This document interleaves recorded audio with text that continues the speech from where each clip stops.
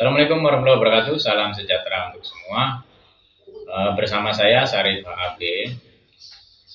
Saya masih tertarik memberikan informasi-informasi ataupun pandangan dan pemahaman mengenai layanan pinjaman online ya.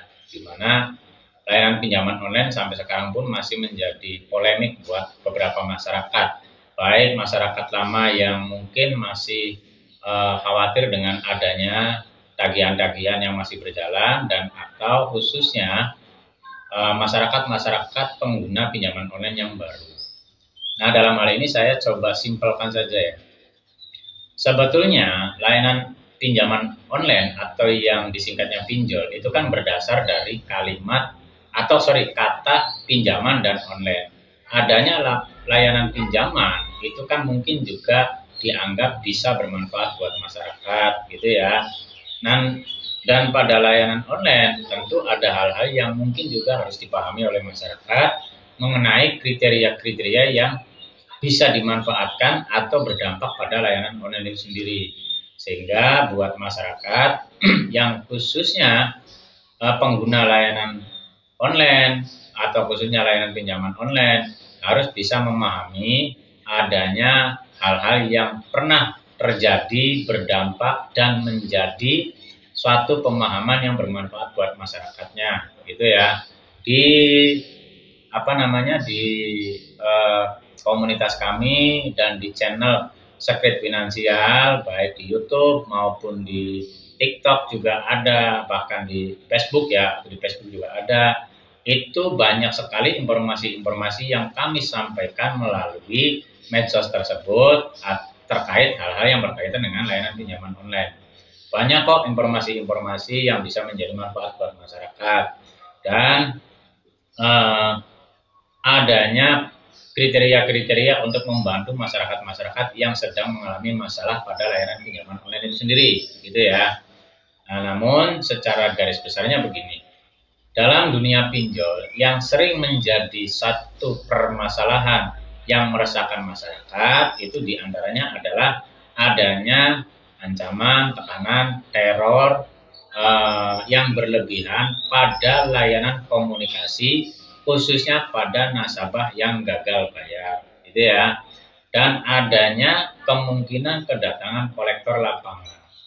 Dari beberapa kriteria yang pernah kami tangani, pernah kami bantu permasalahannya, sebetulnya permasalahan mengenai ancaman, tekanan, teror yang berkaitan dengan komunikasi itu tinggal bagaimana mental dari si orang yang menjadi nasabah dan bagaimana mengendalikan dan memberikan pemahaman yang bijak terhadap lingkungan atas permasalahan yang dihadapinya, gitu ya. Dan yang kemudian apabila adanya kedatangan kolektor lapangan, tinggal ketemu ataupun temui, ya kan, ceritakan baik-baik kondisi dan keadaan teman-teman ataupun masyarakat yang menjadi nasabah, dan apabila adanya tindakan-tindakan yang di luar batas, masyarakat punya hak untuk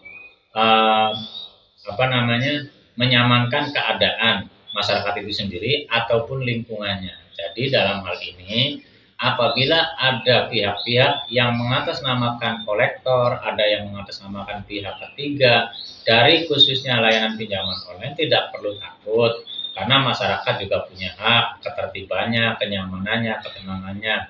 Apabila masyarakat itu merasa terganggu, laporkan. Atau mungkin si pihak kolektor yang meresahkan itu ya mohon maaf ya, harus dilawan oleh masyarakat itu sendiri dan atau lingkungannya karena mengganggu kenyamanan dan ketenangan. Dan ada kriteria yang mungkin paling menjadi satu yang sangat menempel pada nasabah gagal bayar, khususnya pada layanan pinjaman online yang terafiliasi dengan OJK atau lembaga pemerintahan, di mana pada nasabah yang gagal bayar yang lebih dari beberapa waktu, maka nama nasabah tersebut akan cacat pada slip OJK atau lembaga-lembaga keuangan lain. Untuk mendapatkan pinjamannya itu akan menjadi susah, gitu ya. Sementara itu dulu yang bisa saya coba sampaikan, bahkan nantinya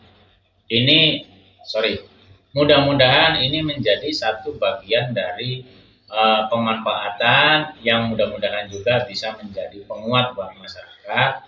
Dan apabila ada beberapa masyarakat yang mungkin ingin memahami lebih jauh mengenai hal-hal yang berkaitan dengan permasalahan-permasalahan khususnya layanan pinjaman online, di komunitas kami di kami itu ada medsos, ada YouTube, ada TikTok, bahkan ada Facebook, namanya Sekret Finansial. Teman-teman ataupun masyarakat bisa mendapatkan pengetahuan dan pemahaman seputar pinjol atau bahkan adanya permasalahan-permasalahan lain dari media sosial Sekret Finansial tersebut. Mudah-mudahan tetap menjadi satu bagian dari manfaat buat masyarakat ya. Sekian saja yang bisa saya coba paparkan. Mudah-mudahan ini menjadi suatu manfaat dan semoga ini menjadi bagian dari kebaikan untuk kita semua. Kurang dan lebihnya mohon maaf. Wassalamualaikum warahmatullahi wabarakatuh. Salam.